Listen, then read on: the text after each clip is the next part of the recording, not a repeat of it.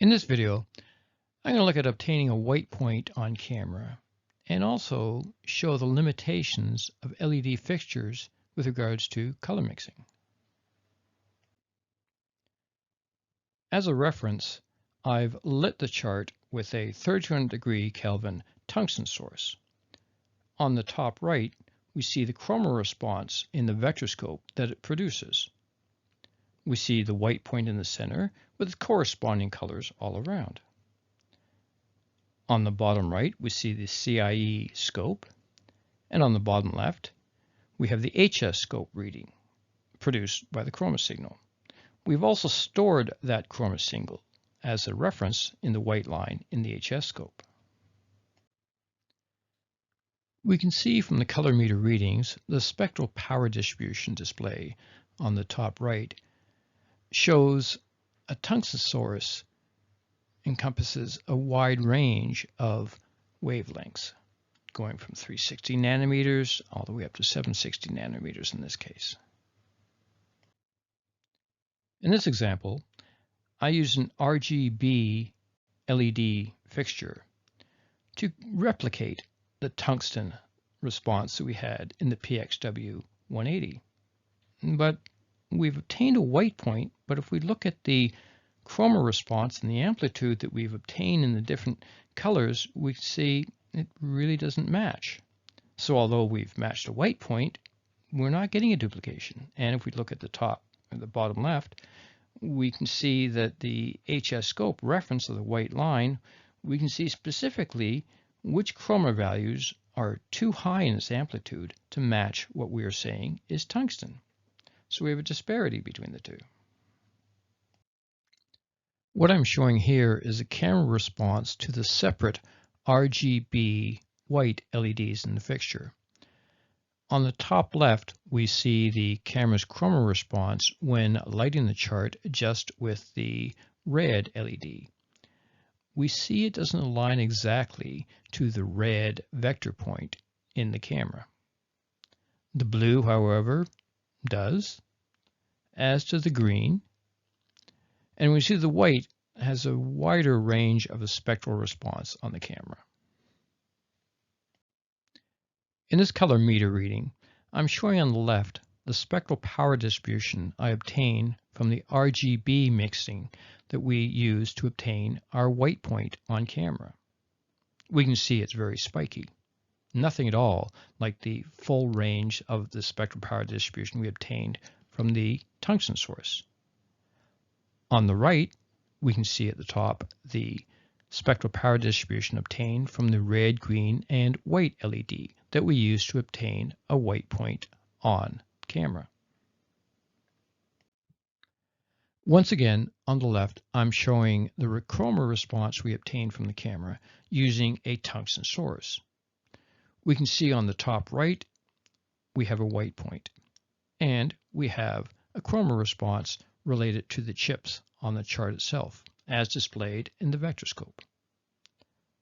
Now, in the graphic on the right, we see we've obtained a white point, but we start seeing that in no way do those vector points and the amplitude we've created in the chroma signal match what we had on camera from the tungsten source. Now, this is clearly obvious when we look at the HS scope. If we look under the HS scope into the tungsten light, as we see on the bottom left graphic, we see the reference line, the white reference line. On the graphic on the right, we see in the HS scope that that white reference line shows the various vector points where the amplitude is too intense. It's higher than what it should be to match that tungsten source. So again, matching a white point doesn't necessarily mean that we've matched sources. So on the left, we have the Vectorscope showing the chroma response from the camera, again from a tungsten light source. On the right, in this case, I use red, green, and white LEDs from the light source. I've adjusted it to get as close as I can to match, but I'm limited. Again, I've obtained a white point, but it doesn't necessarily mean that I've got a full, accurate chroma response. Now in this example, I've obtained a white point from the red, green, and blue LEDs in the fixtures. I've adjusted them separately until I obtain an optimum response. But you can start seeing that that optimum response doesn't match what I had from my tungsten fixture. I start adjusting them separately, but I'm limited. Again, because the LEDs produce a specific spike with regards to their output in spectral power distribution. I don't have the full range. As I start adjusting, I start seeing I'm limited. Again, even if I can go back to that white point doesn't mean that I'm getting optimum color reproduction. I try to minimize it as possible, but as we start seeing, the shifting greatly affects the intensity and also the chroma response. So the limitations that I have are the limitations with regards to the LEDs within the fixture.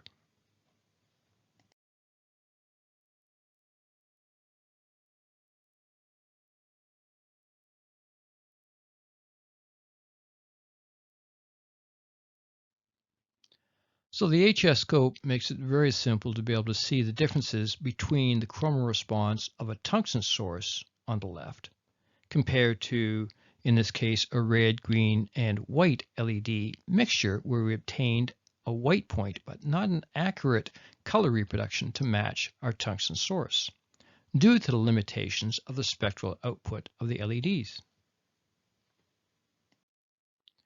Once again, we can see that obtaining that white point on camera doesn't necessarily equate to an accurate color reproduction on camera. In this example, we have a red, green, and blue LED, and again, we've obtained a white point, but we can start seeing the specific vector points. Our amplitude of saturation is far beyond what the camera expects in reference to our tungsten source. Now, in the previous examples, I used a 3-chip prism camera, but I've also used single-chip bare filter cameras, such as the ARRI Alexa Mini. In this case, on the left, you can see I have a tungsten source as a reference coming from the HS scope. On the right is an LED fixture with a wide range of LEDs in it, giving me a wider ability to fine-tune that spectral output to match up with the camera as it saw with regards to a tungsten reference source. Can I get a match on camera? Yes, but it goes beyond just hitting that white point.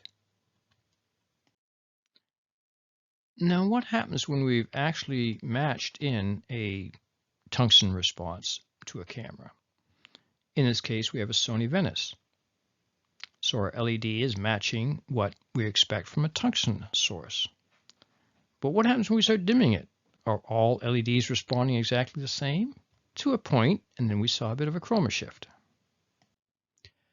As I've shown, just because a light fixture may be able to produce a white point on camera, that doesn't necessarily equate to a full and accurate color reproduction on camera.